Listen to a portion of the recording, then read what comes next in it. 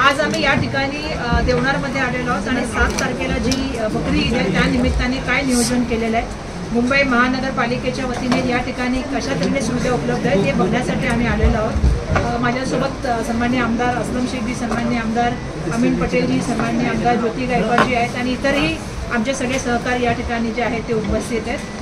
माजी नगरसेवक आमचे या ठिकाणी मोठ्या प्रमाणामध्ये उपस्थित आहेत आणि आम्ही तुम्ही सगळ्यांनी चर्चा या ठिकाणी ऐकली असेल, तिथल्या स्थानिक लोकांनी काही म्हणणं मांडलेलं आहे। याच्यामध्ये आम्हाला साधारणपणे असं जाणवलं की प्रत्येक वर्षी जे आहे ते 20 करोडचं जे आहे ते या ठिकाणी टेंडर होतं। जवळपास तुम्ही जर बघाल तर मागच्या वर्षी जे आहे ते बकरीची संख्या 1,75,000 होती आणि मोठ्या जनावरांची जी संख्या होती ती जवळपास 17,000 होती आणि यावर्षी आतापर्यंतची संख्या जर बघितली तर 1,31,000 जे आहे ते बकऱ्या इथे आलेले आहेत आणि जवळपास 8,000 पर्यंत जे आहे ते त्या ठिकाणी मोठी जनावरं आली। आणि आज आम्ही जेव्हा त्यांचं व्यवस्थापन कशा तऱ्हेने केलेलं आहे त्यावेळी आम्हाला मोठ्या प्रमाणामध्ये एक गोष्ट जी जाणवली की याच्यामध्ये मोठ्या प्रमाणामध्ये भ्रष्टाचार चालू आहे। आपण जर बघितलं असेल तर प्रत्येक वर्षी या ठिकाणी नवी शेड बांधली जाते, टेम्पररी शेड बांधली जाते, जेव्हा की या ठिकाणी परमनंट शेड बांधली गेली असती तर एवढे पैसे जे प्रत्येक वर्षाला, कारण 19 पासून आज 25 पर्यंत प्रत्येक वर्षी जे आहे या ठिकाणी टेम्पररी शेड बांधली जाते, कधी 5 कोटी कधी 6 कोटी। या वेळेचं जे टेंडर आहे त्याच्यामध्ये विविध गोष्टी आहेत, पण 19 कोटीचं जे आहे ते टेंडर या ठिकाणी निघालेलं आहे आणि म्हणून त्याच्यामध्ये आमचं सगळ्यात महत्त्वाचं म्हणणं असं आहे की या ठिकाणी एक सोयी उपलब्ध ज्या ठिकाणी मूलभूत असं जे आहे परमनंट जे आहे शेड निर्माण केली गेली पाहिजे। कारण शेड याचा प्रत्येक वर्षाचं जे कॉन्ट्रॅक्ट आहे जे 1 लाख जवळपास जे आहे ते स्क्वेअर फुटाची जे शेड बनते एकाच व्यक्तीला प्रत्येक वर्षी मिळतं आणि त्याच्यासाठीच ते टेंडर करण्यासाठी त्या कंडिशन केल्या जातात। त्यामुळे त्याच्यामध्ये मोठ्या प्रमाणामध्ये भ्रष्टाचार हे आम्ही आता आज संध्याकाळी सुद्धा सन्माननीय आमदार महोदयांची बैठक आहे त्यावेळी ते सुद्धा माननीय मुख्यमंत्री महोदयांकडे हे म्हणणं मांडतील आणि आयुक्तांच्या बैठक आमची 5 तारखेला तेव्हा सुद्धा आम्ही सांगू की मुंबई महानगरपालिकेचा आणखीन एक भ्रष्टाचार म्हणजे हा देवनार भ्रष्टाचार आहे।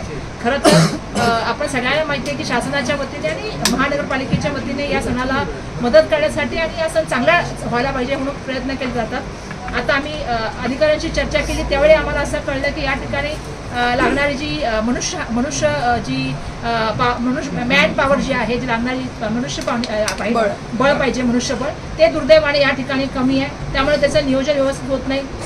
आता आम्ही बघितले, माझ्याकडे सुद्धा काही व्हिडिओ आहेत की मोठ्या प्रमाणामध्ये जनावरे येतात, ट्रॅफिकिंगमध्ये त्यांना थांबावं लागतं, त्यांना पार्किंगमध्ये थांबावं लागतं, व्यवस्थापन नाहीत। माझ्याकडे काही फोटो आहेत ते मी तुमच्याकडे सगळ्यांकडे शेअर करते की तिथेच घाण आहे, तिथेच शेण आहे, त्याच्यामध्येच पाणी पडलेलं आहे, पाऊस पडलेला आहे, त्याच्यामध्येच जनावरं आहेत। त्यामुळे मोठ्या प्रमाणामध्ये जनावरांचा मृत्यू होतो आणि ते टाळलं जाऊ शकतं। त्याच्यासाठी मोठ्या प्रमाणामध्ये नियोजन करण्याची आवश्यकता आहे, ते टाळलं जाऊ शकतं, पण दुर्दैवाने ते टाळलं जात नाही।